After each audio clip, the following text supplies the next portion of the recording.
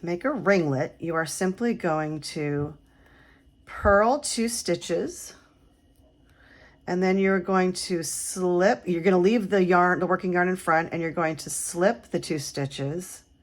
And then you're going to bring this yarn around to the back, and you're going to put these 2 stitches back onto the right needle. We're going to do it again. We're going to purl 2 with the yarn staying in front of the left needle. You're going to slip the 2 purled stitches you just worked back onto the left needle. You're going to put your working yarn now behind it, so you're kind of crossing over that first stitch, and then you're going to put those 2 stitches back onto the right hand needle. And we're going to do it one more time.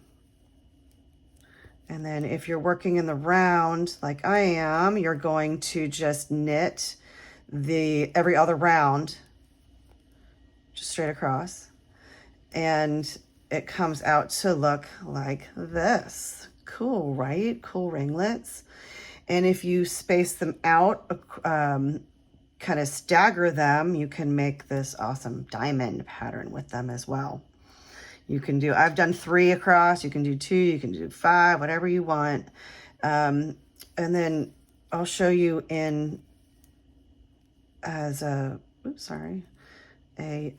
thrower. I apologize in advance, I am not great at tensioning this way, but we're gonna go for it.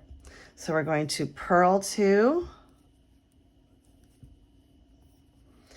And then it's a little easier to just slip these 2 stitches back to the left hand needle when you're a thrower, and then just put your yarn back to the back and put those 2 stitches back on.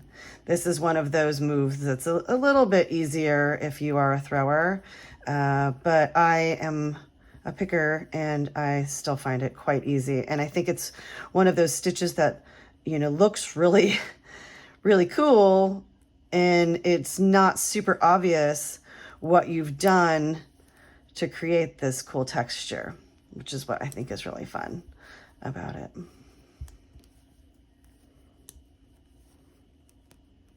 I'll show you again if you are a picker like me.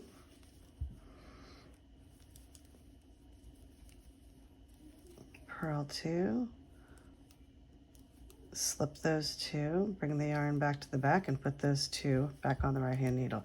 You'll see that I'm using all of my fingers, or a lot of my fingers, to help me with this motion. I'm grabbing the yarn coming off of my index finger from my left hand with my 2 first fingers on my right hand, and just swooping it back and around rather than having to make this hand do the motion. But of course, you do you, whatever is most comfortable for you to make that motion, the most comfortable, the most ergonomic, the most efficient, you go ahead and do that. This is what works the best for me.